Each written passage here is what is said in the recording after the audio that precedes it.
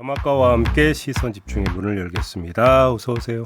네, 안녕하세요. 담화가입니다. 리마님이 안녕하세요. 오랜만에 오니까 졸려. 라고 남겨주셨어요. 왜 오랜만에 오셨어요? 매일 오셔야지. 너무 졸려서. 근데 왜 오자마자 또 졸리세요 그래? 이른 시간이긴 하죠. 이 시간에 함께 해주셔서 감사하고 네. 출근을 하셔야 되는지 어떤 걸 하셔야 되는지 모르겠지만 졸리시다면 살짝 눈 감고 들으셔도 괜찮습니다. 왜냐하면 잠이 확 깨실 거거든요. 김은수님은 네. 오랜만에 라이브로 듣습니다. 나이 먹나 봐요. 일찍 눈이 떠지는 걸 보니. 맞습니다. 네. 공감하십니까? 네, 새벽잠이 없어지면 그런 겁니다. 네. 전 여전히 아침에 일어나기 너무 힘든데. 예, 그러세요. 예. 손은희님 처음 문자 남깁니다. 아침마다 시선 집중을 기다리며 아침을 여는 귀농 아줌마입니다. 오, 전 이미 중독 증세라고 해주셨어요. 뭘 재배하실까? 그렇죠? 글쎄요. 귀농하셨으면 또 그곳이 어디실지도 궁금해요. 왜냐하면 제이비도 귀농에 관심 있잖아요. 뭐 저는 귀농이기보다는 귀촌. 귀촌. 그렇죠. 그렇죠. 산 좋고 물 좋고. 네, 일하기 싫어서. 네, 앞으로 40년은 더 진행하시다가 가시면 될 것 같고요. 네. 네, 예천 사람님이 항상 일찍 출근하면서 듣습니다. 회사까지 20분 정도라서 삐딱선 정신으로 듣다 보니 점심 식사 전까지 삐딱합니다. 아, 그래요? 그러면 삐딱하다는 게 어떤 뜻일까 여기서는? 세상 만사 모든 게 삐딱하다는 거 아닐까요? 안 해. 뭐 이런 거. 그러시면 안 될 텐데. 그러다가 점심 메뉴 고를 때만 좀 진심이 되셨다가 뭐 이런 거 아닐까요? 그러게요. 점심 식사 전까지만 삐딱하다고 하셔가지고. 그러다가 식비가 끊기는 수가 있을 수가 있습니다. 조심하시기 바라고. 네, 정가네님 좋은 아침입니다. 저는 천안에서 식당을 운영하는데 요즘 장사가 너무 안 돼요. 그러게요. 아이고 어떡하시나. 어떻게 홍보 멘트? 이름을 모르니까 또 홍보를 해주실 수 없고 어떻게 힘내라고 한마디 간접 해주세요. 광고하면 안 돼요. 또 걸려. 그러니까 힘내라고 한마디 해주세요. 마음 같아서 제가 그냥 가서 한 끼 확 먹고 왔으면 좋겠는데. 정가네님 댓글 남겨주세요. 천안 어느 식당인가요? 제가 살짝 궁 제이비에게 알려드리겠습니다. 마음 같아선. 매출 팍팍 올리실 생각이라면 남겨주시면 되겠고요. 네. 그리고 이 시간에 촌철님들 인사를 보다 보면 정말 다양한 아침 풍경이 있는데 명장동 재개발님이 병원 예약이 있어서 오전 연차 휴가 덕분에 드디어 시선 집중을 생방으로 봅니다. 오늘도 나는 김종배 편이라고 해주셨네요. 또 어디가 편찮으셔서 또 병원을 가신대 그래. 그러게요. 네. 진짜 뭔가 잘하셔야 돼요. 저도 장마 기간이라 그런데 뭐 곳곳이 지금 좀 그렇네요. 네. 그래도 김종배 편이시래요. 명장동님이. 그건 기본이지 당연히. 네. 네. 그게 그나마 그러니까 또 건강을 유지하는 비결이 될 거라고 저는 생각합니다. 김종배 편이어서요? 그럼요. 활력의 원천. 그렇구나. 아이고 어깨야. 네, 김종희님. 서울 출장을 위해서 김해공항에 왔습니다. 출장이 아니라 여행을 떠나고 싶은 아침인데 비행기 탑승 전까지 JB타임즈 꼭 지킬게요. 그렇죠. 비행기 타시면 또 못 타나니까. 그건 뭐 나중에 유튜브에서 함께 하시면 됩니다. 네. 네, 그러면 본격적으로 뉴스 챙겨드리겠습니다. 네. 주목할 첫 번째 뉴스 어떤 건가요? 후쿠시마 오염수 방류 이야기부터 해야 될 것 같은데요. 박구연 국무조정실 1차장이 어제 한 말이 있습니다. 한번 들어보시죠. IAEA가 국제적으로 합의된 권위 있는 기관이기 때문에 거기서 내린 거에 대해서 존중한다는 정부의 기본 입장은 그 전부터 말씀을 드려왔었고 이번에도 같은 것이고요.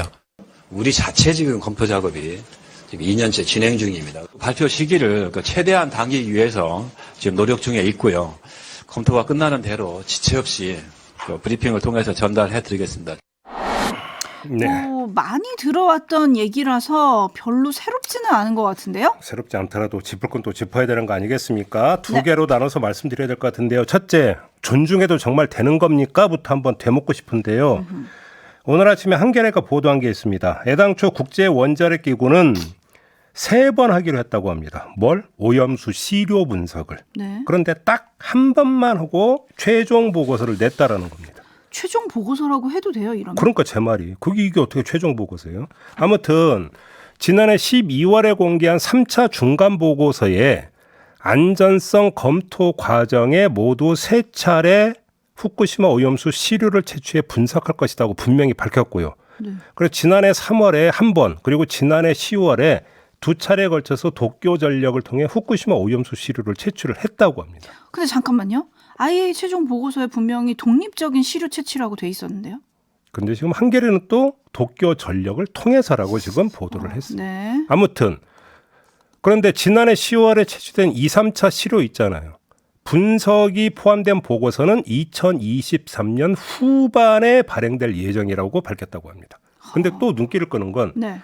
이 2, 3차 시료에 대한 분석을 또 우리와 함께 한다는 소식도 아침에 좀 전해지고 있어요. 네, 중얼보가 싫었더라고요. 예, 이건 또 어떻게 된 얘기인지는 모르겠지만 그건 둘째 치고 그러니까 모두 3번 시료 분석을 한 다음에 최종 보고서를 내내야 된다라는 건데 딱 한 번만 하고 지금 냈다는 거 아니겠습니까? 그럼 이게 어떻게 최종이냐라는 거고 어떻게 이걸 기본적으로 존중한다고 할 수 있느냐 이걸 일단 첫 번째 묻는 거고요. 거기에 오염수 시료뿐만 아니라 환경 시료 분석 결과도 아직 안 나왔다면서요. 그러니까요. 호호. 이게 과연 이걸 정말 뭐가 그렇게 급한지 그렇죠? 네. 일본의 일정에 맞추려고 그렇게 급하게 서둔 건지 뭐 당연히 물어봐야 되는데 그래서 정말 존중해도 되는 겁니까? 라고 정부에 다시 한번 물어보는 거고요. 1번. 네. 2번. 그러면 IAEA를 존중하는데 뭐하러 시찰단 보내서 과학기술적 검토를 하고 뭐 계속 검토를 한다고 또 밝힙니까? 존중한다는 건 뭡니까? 국제원자력기구의 결론을 받아들이겠다는 뜻이잖아요. 사실 존중은 인정이라고 들리기도 하거든요. 그러니까 IAEA 보고서가 나온 판에 뭐하러 시찰단 보고서를 또 최대한 당기려고 노력을 합니까? 어차피 거기서 거길 텐데. 이런 거 아니겠습니까? 이게 두 번째 제가 드리고 싶은 말씀이고요. 요 두 가지 점을 확인하면서 이번에는 정치권으로 한번 넘어가 보겠습니다. 정치권 일단 여야가 어제 각각 의총을 열었고요. 민주당은 결의문을 채택을 했습니다. 그렇습니다. 민주당은 정부에 국제해양법재판소 제소를 요구를 했어요. 한데 기대 난망이죠. 박구현 1차장이 존중한다는 기본 방침을 밝힌 마당에 제소를 하겠습니까? 못하는 거죠. 존중한다고 해버렸으니까.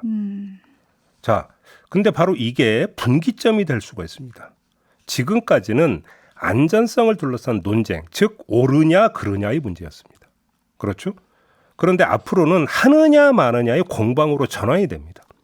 제소를 하느냐 마느냐의 문제가 주된 여야의 어떤 공방거리가 된다는 겁니다. 국민들 입장에서는 전선이 훨씬 선명해지는 것인데 이렇게 되면 또 국민들의 찬반 입장을 가르는 것은 더 간단해질 수도 있다는 겁니다. 물론 그렇다고 해서 공방의 축이 어느 한쪽으로 순식간에 기울어진다고 볼 수는 없겠죠. 하지만 이 문제와 관련해서는 변수가 있습니다. 뭐냐? 국제해양법재판소 제소 카드는 우리만이 아니라 다른 나라, 예를 들어서 중국이나 태평양 도서국이 먼저 또는 함께 꺼내들 수도 있는 겁니다. 이렇게 되면 국내 정치 전선의 축이 달라지게 되는 거죠. 이른바 국제화되는 측면도 있게 되는 거 아니겠습니까? 이것이 국내 상황에 어떤 영향을 미칠지 이걸 좀 체크를 해야 된다. 이게 포인트다. 이 점을 좀 말씀을 드리고 또 하나 이 공방은 장기화될 가능성이 높은데 그 과정에서 제2전선이 형성이 될 수가 있다는 겁니다. 어떤 점이 가을이 되면 국정감사와 예선심의가 진행이 됩니다. 정기국회에서. 이때 어업인과 수산시장 상인 보호 지원 대책이 정치 쟁점으로 부상할 것이 거의 자명하다고 봐야 되는 거 아니겠습니까? 그래서 그 보호 지원 대책의 내용과 폭을 놓고 여야 간 공방이 전개될 것이라는 겁니다. 이게 제2전선이 될 가능성이 있다. 이렇게 한번 전망을 해보겠습니다. 네, 이 과정에서 일본의 방류 시점이 변수가 될까요? 안 될까요?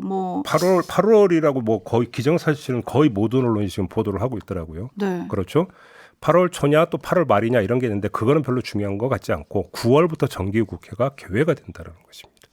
그렇게 되면 정기국회를 관통하면서 가장 이 정기국회 전체를 지배하는 이슈가 이 문제가 될 가능성이 대단히 높다고 봐야 되는 것이죠.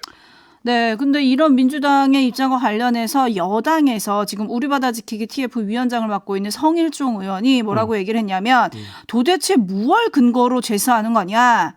대한민국은 문명 국가다. 민주당은 대한민국의 국격을 깎아내리는데 앞장서고 있는 거다. 미국, 캐나다 등은 왜 제소를 안 하겠냐? 이렇게 되물었던데요. 제소라고 하는 것은 판단을 하는 행위가 아니라 판단을 구하는 행위예요. 그렇지 않습니까? 뭘 근거로가 아니라 조금이라도 의심의 여지가 있다면 제소할 수 있는 겁니다. 그래서 판단을 구하는 과정이고 절차다. 이런 말씀을 드리겠습니다. 네, 짱가님이 요즘 이 말이 자주 생각이 나시나 봐요. 사람은 자연보호, 자연은 사람보호. 라는 촌철 남겨주셨고요. 야, 자연보호라는 저거 진짜 오랜만에 들어본다. 이게 언제적 거예요? 저 학교 다닐 때. 제 입이 학교 다닐 때요? 네. 네, 짱가님. 네, 사람은 자연보호, 자연은 사람보호. 연배가 저하고 비슷하신 것 같습니다. 네, 이거 남겨주셨고요. 네, 익숙하고 친근합니다. 8672님이 네. 겸허히 받아들이고 존중해야 하는 건 IA 보고서보다 국민들의 뜻입니다. 이런 촌철 남겨주셨고요. 7906님 네. 어제 다시 듣기로 여야 두 의원의 오염수 관련 토론 들었습니다. 한 번 더 해주세요. 너무 짧았습니다. 라는 의견 주셨고요. 네. 그다음에 울프님은 IA 사무총장이 오잖아요. 우리나라에. 네. 온다면 내일 오죠 아마? 네. 기자들이 무슨 질문을 할까요? 라고 해주셨는데 지금 이런 질문이 들어갈지 한번 지켜보도록 하겠습니다. 네. 한편 IAEA가 방류가 몇십 년이 걸려도 그 자리를 지키겠다라면서 후쿠시마 현지에 사무소를 설치한다. 네. 그래서 모니터링한다라고 얘기를 했는데 여기에 우리 전문가를 참여시키는 방안을 정부가 추진한다 그래요? 근데 방류를 하고 난 다음이잖아요. 그게 중요한 게 아니잖아요. 모니터링.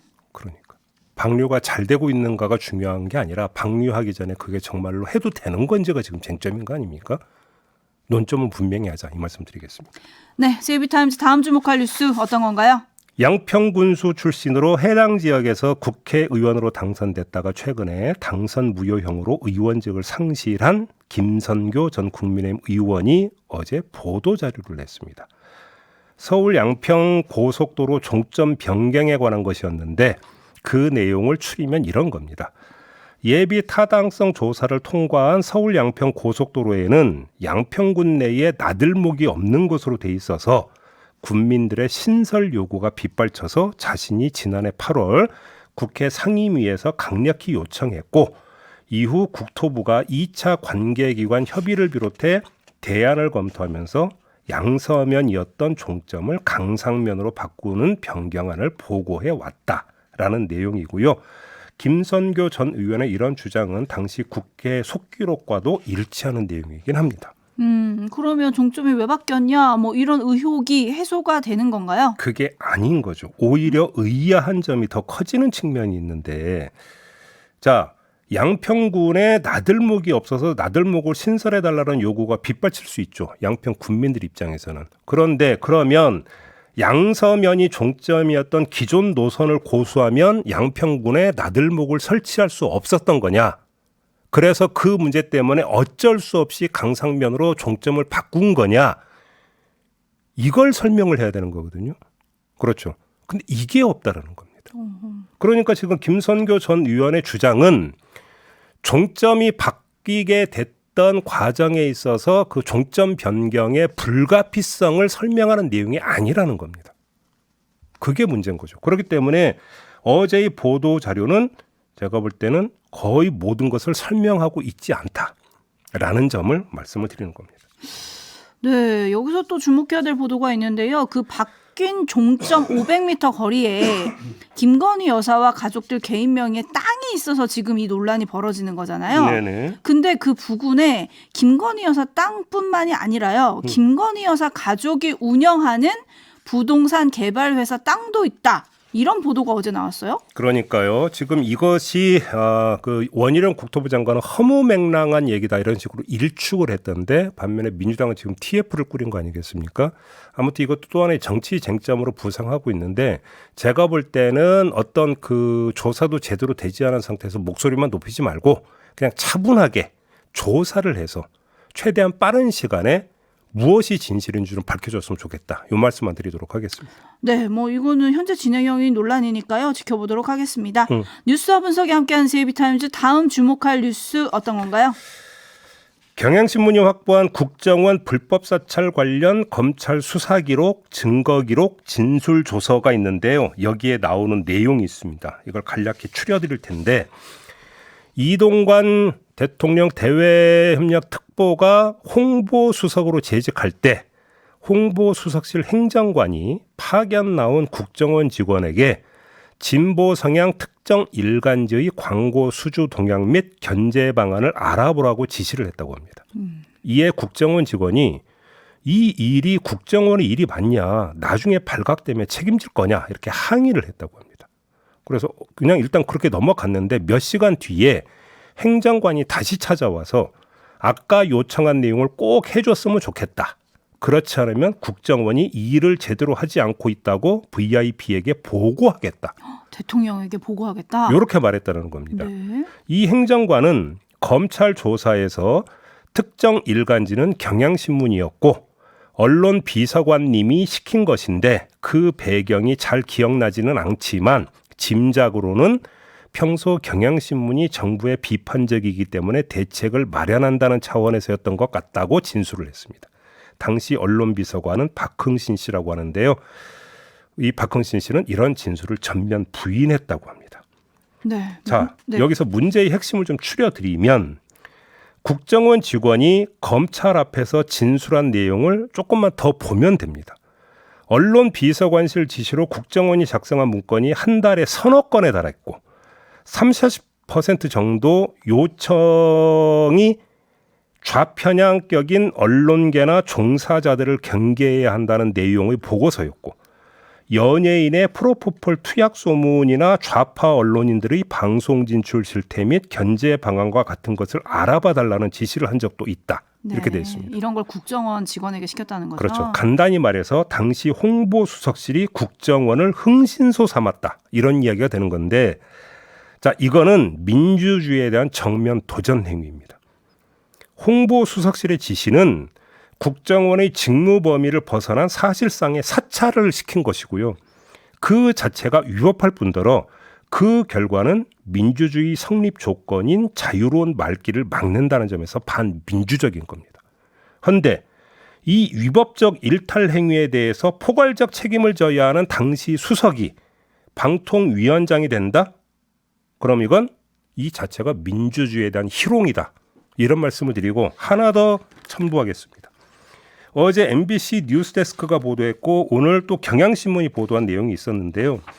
조금 전에 그 검찰 그 여러 그 자료라고 제가 말씀을 드렸잖아요. 이게 당시 2017년에서 18년 이어지는 서울중앙지검의 수사인데 서울중앙지검이 2017년 11월 5일자로 수사 보고서를 작성을 해요. 그 내용을 한 대목 읽어드리면 청와대 홍보수석실에서 국정원을 통해 MBC에 대해 청와대의 지시를 잘 따르는 경영진을 구축하고 정부를 비판하는 내용의 방송을 제작하는 기자, PD, 간부진을 모두 퇴출시키고 MBC의 프로그램 제작 환경을 경영진이 통제할 수 있도록 하는 등 방송사 장악의 계획을 세운 것으로 판단된다. 라고 적혀 있어요. 어디서? 홍보수석실에서. 이걸 어디서 작성했냐? 서울중앙지검이 작성했고 이때 서울중앙지검장이 누굽니까? 지금 윤석열 대통령입니다. 그럼 이 수사보고서 받아봤을 거 아닙니까? 그랬던 윤석열 대통령이 방송장악 계획을 세운 주체로 규정했던 홍보수석실의 수장이었는데 그 사람을 방통위원장으로 지명을 하려고 한다? 이게 있을 수 있는 일이냐라고 한번 저는 윤석열 대통령한테 한번 정중히 여쭤보고자 합니다. 네, 여쭤보고자 합니다. 답이 올지는 모르겠는데요. 근데 KBS 수신료 분리징수가 이제 마무리가 되면서 네. 곧 임명할 거다. 17일에 지명할 거다. 이런 보도가 나오던데요. 그래서 지금 드리는 말씀입니다. 그러면 지명과 동시에 오늘 제가 말씀을 드렸던 이 이야기는 다시 이제는 질문이 아니라 추궁이 될 겁니다. 뭐라고 대답할지가 저는 정말 궁금합니다. 이렇게 마무리하겠습니다. 담화가 수고하셨습니다. 고맙습니다.